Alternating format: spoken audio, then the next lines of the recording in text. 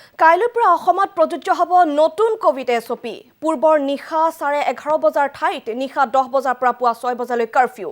অসমত পঞ্চম শ্ৰেণীলৈ আৰু গুৱাহাটীত অষ্টম শ্ৰেণীলৈ বিদ্যালয়ত পাঠদান বন্ধ। চৰকাৰী কাৰ্যালয়, হোটেল, ৰেষ্টুৰেণ্ট, শ্বপিং মলত ন' ভেকচিন, ন' এণ্ট্ৰি। বিমানবন্দৰ, ৰেলৱে ষ্টেচনত দুপালি ভেকচিন লোৱাসকলৰ বাহিৰে সকলোৰে টেষ্টিং বাধ্যতামূলক। এইবাৰ বিনামূলীয়া নহ'ব কোভিডৰ চিকিৎসা।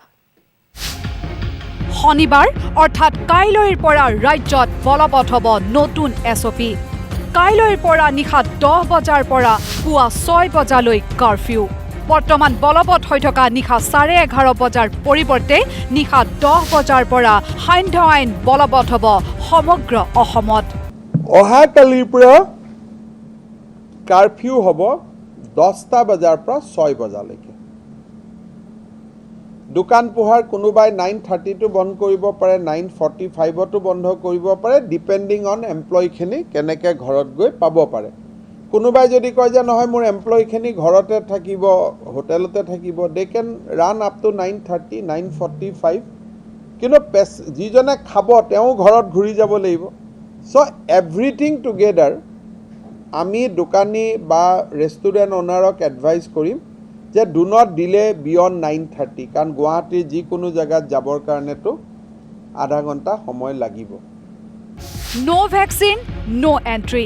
কাইলৈৰ পৰা আপুনি যলৈকে যায় অথবা আপুনি বাইকেৰে যায়, বাছেৰে যায়, নিজৰ ব্যক্তিগত বাহনেৰে যায়, সকলোতে প্ৰযোজ্য হ'ব 2 পালি ভেকচিনৰ চাৰ্টিফিকেট। হোটেল, ৰেষ্টুৰেণ্ট, বাৰত প্ৰৱেশৰ বাবেও 2টা ভেকচিন বাধ্যতামূলক। কেৱল এয়াই নহয়, যিকোনো কাৰ্যালয়, শ্বপিং মললৈ গ'লেও প্ৰয়োজন হ'ব 2 পালি ভেকচিনৰ প্ৰমাণ পত্ৰ। কেৱল এয়াই নহয়, বাছ, অটো, বাইকত উঠিলেও লাগিব 2 পালি ভেকচিন বাধ্যতামূলক। যদি এপালি ভেকচিন লোৱা অথবা ভেকচিন নোলোৱা ব্যক্তিক হোটেল, ৰেষ্টুৰেণ্টত প্ৰৱেশ অথবা থাকিবলৈ দিয়া হয়, তেনেহ'লে হোটেল, ৰেষ্টুৰেণ্ট অথবা শ্বপিং মলৰ কৰ্তৃপক্ষই জৰিমনা ভৰিব লাগিব 25,000 টকা। কাইলৈৰ পৰা ৰাজ্যত কাৰফিউ ফৰ নন ভেকচিনেটেড।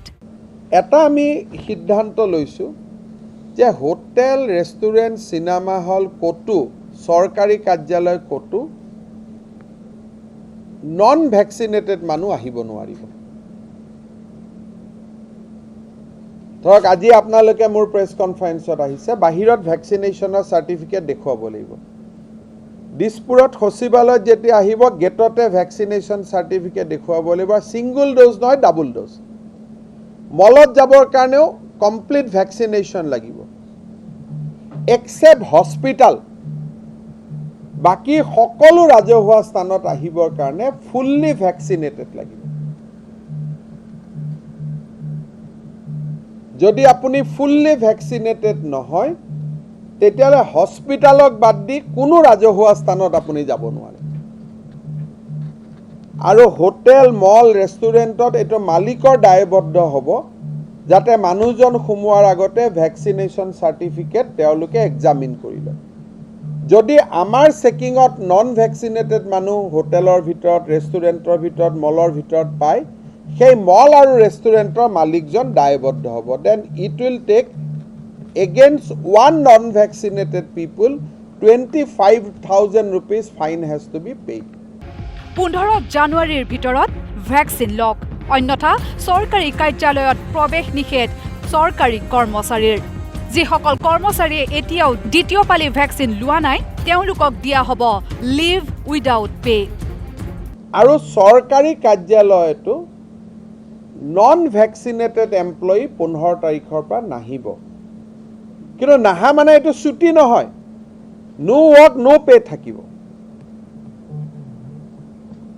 তাৰমানে তেওঁলোকে যে নাহিব, তেওঁলোকে এনেকুৱা নহয় যে ভালেই হ'ল বন্ধ হৈ গ'ল, তেওঁলোকে সেই দিনটোৰ দৰমহা নাপাব। প্ৰথমতে আমি কেজুৱেল লিভত এডজাষ্ট কৰি দিম, আৰু কেজুৱেল লিভৰ পিছত আৰ্ণ লিভত এডজাষ্ট কৰি দিম, তাৰপিছত নো ৱৰ্ক নো পে হৈ যাব। মিনিং দিয়াৰ বাই চবেই যাতে 15 তাৰিখৰ আগতে ভেকচিনেশ্যনটো লৈ লয়। পজিটিভলি যদি মই ক'ব খোজোঁ যে 15 তাৰিখৰ আগতে ভেকচিন লোৱাটো কম্পালচৰি। চৰকাৰী অফিচত যদি কোনোবা আহে, তেতিয়াহ'লে তেওঁলোকে আমাৰ যিজন হেড অফ দ্য ডিপাৰ্টমেণ্ট, তেখেত ৰেছপনচিবল হ'ব।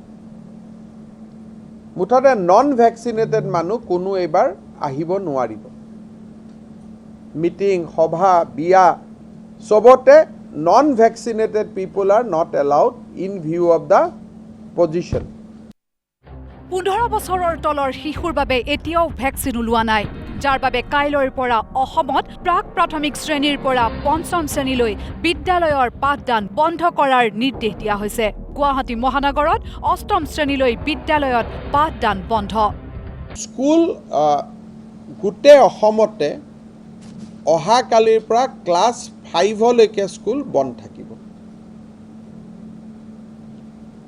all school up to class 5 will be closed down entire Assam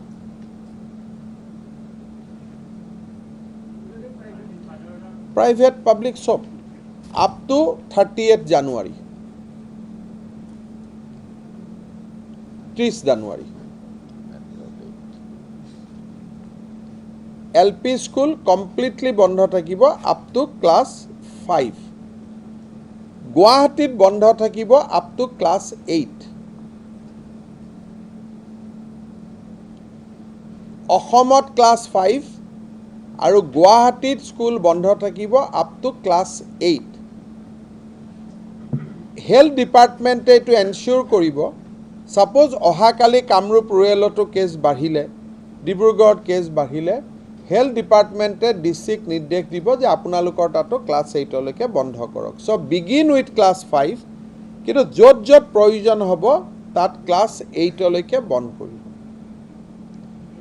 আৰু যি 9 10 খোলা থাকিব আৰু 11 9 10 11 ক্লাছ সপ্তাহত আধা দিন হ'ব ৰোটেশনাল বেসিছত 12 টো এজ ইউজুৱেল থাকিব তেওঁলোকৰ পৰীক্ষা আছে 9 10 11 এটো সপ্তাহত ৰোটেশনাল বেসিছত চলিব তানে এজনে এটা ক্লাছে 3 দিন পাব so 9 will be 3 din 10 will be 10 days 11 will be 3 days but 3 বা 4 days যেটো এডুকেশন ডিপার্টমেন্টে ঠিক করে 50% বুলি কলে যেটো পড়িব কিন্তু 12 will be full class 12 and তার উপৰত পুৰা ক্লাস থাকিব engineering medical college technical institution will run as usual এতিয়াৰে পৰা বিমানবন্দৰ ৰেলৱে ষ্টেচনত ভেকচিন নোলোৱা লোকৰ টেষ্টিং বাধ্যতামূলক যিসকলকে ইতিমধ্যে এপালি ভেকচিন লৈছে তেওঁলোকৰো টেষ্টিং বাধ্যতামূলক দুপালি ভেকচিন লোৱা লোকৰ বিমানবন্দৰত টেষ্টিং নহয় কিন্তু ঘৰলৈ যোৱাৰ পাছত তেওঁ টেষ্টিং কৰাটো বাধ্যতামূলক হ'ব বিমানবন্দৰ ৰেলৱে ষ্টেচনত 15 বছৰৰ তলৰ শিশুৰ টেষ্টিংও বাধ্যতামূলক we have decided to ramp up the testing এতিয়া যদি আপোনালোকে চাই আমি প্ৰতিদিনে 30,000 লেভেলত টেষ্ট কৰি আছিলো নাও ইট উইল গো হাই যি ধৰণে পেশেন্টৰ ৰিকুৱাৰমেন্ট আহে মেবি ইনিশিয়ালি 50,000 তাৰ পিছত 1 লাখ এই ধৰণে আমাৰ টেষ্টিংটো আমি ৰেম্প আপ কৰি প্ৰতিদিনাখনে আমি গৈ থাকিম এয়াৰপোৰ্ট আৰু ৰেলৱে টেষ্টিংৰ এটা সমস্যা সদায় আহি থাকে আমি এবাৰ কৈছো কি যে নন ভ্যাকসিনেটেড মানুহ আৰু সিঙ্গল ডোজত যিবিলাক ভ্যাকসিনেশন হৈ আছে তেওঁলোকে কম্পালসৰিলি টেষ্ট কৰিব লাগিব এয়াৰপোৰ্টত আৰু যাৰ 15 ইয়াৰ্ছৰ তলত আছে যিহেতু তেওঁলোকৰ কোনো ভ্যাকসিন নাই সেইকাৰণে they have to compulsorily test in the airport and in railway এবাৰ কোভিডৰ চিকিৎসা বিনামূলীয়া নহয় কেৱল বিপিএল ৰোগীৰ বাবেহে বিনামূলীয়া চিকিৎসা প্ৰদান কৰা হ'ব চিকিৎসালয়ত এবাৰ ট্ৰিটমেন্ট যি হ'ব অন ইউজুৱেল পেমেন্ট বেসিছত হ'ব ফ্ৰী ট্ৰিটমেন্ট এভেইলেবল নাথাকিব except for the BPL patient BPL পেশেন্টে ফ্ৰী পাব আৰু কোনোবা ইমাৰ্জেন্সি এডমিশন হল হাততটো পইচা নাথাকে গতিকে তেওঁলোকক ফ্ৰী দিব কিন্তু জুনে ঘৰৰ পৰা ভাবি চিন্তি আহে তেওঁলোকে they have to pay in full free treatment will not be available আহি আছে মাঘ বিহু ভেলাঘৰত নিশা 10 বজাৰ ভিতৰত উৰুকাৰ ভোজ খাবলৈ অনুৰোধ জনালে মুখ্যমন্ত্ৰী ডক্টৰ হিমন্ত বিশ্ব শৰ্মাই ৰাতি ভেলাঘৰত কোনো নাথাকিব কিন্তু ভেলাঘৰ যিটো আমাৰ অসমীয়া পৰম্পৰা যে জ্বলাব লাগে আমি কণী যুঁজ খেলিব লাগে এই যিটো কেপাচিটিৰ কথা আমি যিটো ক'লোঁ যে 200 মানুহতকৈ বেছি গোট খাব নালাগে বাকি সকলো হ'ব খালি 10টাৰ ভিতৰত খানা খাই ঘৰত সোমাব লাগিব আৰু ৰাতিপুৱা 6টা বজাত আকৌ গা পা ধুই আহি ভেলাটো জ্বলাব কাৰফিউটো বলবৎ হৈ থাকিব উৰুকা দিনাখনো 10টালৈকে থাকিব 10টাতকৈ আৰু নাথাকে 10টা বজাত এনেও মানুহ নাথাকে বজাৰত গতিকে উৰুকা দিনাখনো 6টাৰ পৰা 10টালৈকে চলিব আপোনাৰ মোৰ ঘৰত যদি নিমন্ত্ৰণত আহিছে কোনোবা উৰুকা খাব 10টাত মোৰ ঘৰলৈকে ঘূৰি যাম অলপ উৰুকাৰ খোৱাটো অলপ সোনকালে বনাম আৰু নিজৰ ঘৰত যাতে ৰাতি নিজৰ ঘৰতে খালেতো ৰাতি 12টালৈকেও জুইটো জ্বলাই বহিব পাৰিব কিন্তু সামাজিক যি ভেলাঘৰত ৰাতি কোনো নাথাকে ৰাতিপুৱা 6টা বজাত আহি ভেলা জ্বলাব উৰুকাৰ মাছৰ বজাৰ দিনাখন যথেষ্ট ভিৰ হয় পুলিচক এবাৰ আমি কম যে তেওঁলোকে আৰু মই হেলথ ডিপাৰ্টমেণ্ট আৰু এডুকেশ্যন ডিপাৰ্টমেণ্টকো ৰিকুৱেষ্ট কৰিম যে অলপ ভলেণ্টিয়াৰ লগাই অলপ লাইন আপটো ভাল কৰি দিলে হ'ল যাতে গৈ ভিৰ নকৰে কাৰণ এইটো বহুত লাইট ভেৰিয়েণ্ট অলপতে গাত লাগি যায় কাৰফিউটো 6টাৰ পৰা 10টালৈকে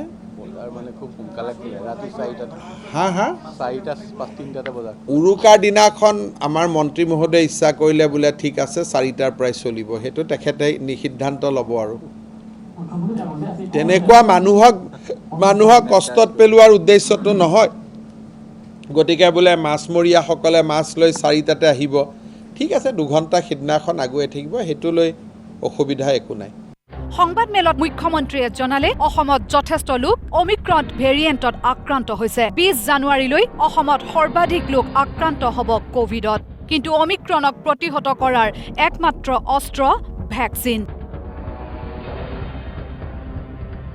আমাৰ এছেছমেণ্ট মতে this time peak will be more higher চ' যিটো যোৱাবাৰ আমি 6,000 পিক দেখিছিলোঁ that peak might be this time 12,000 হ'ব পাৰে 10,000 হ'ব পাৰে বা তাতকৈ বেছিও হ'ব পাৰে কাৰণ ওমাইক্ৰন যিটো ভেৰিয়েণ্ট এইটো খুব লাইট ভেৰিয়েণ্ট আৰু ই ফটক কৰি ইজনৰ পৰা সিজনলৈকে ট্ৰান্সমিশ্যন হৈ যায় সেইকাৰণে the number of COVID cases will be according to our in-house estimation it will be much more than what we have seen in first and second wave.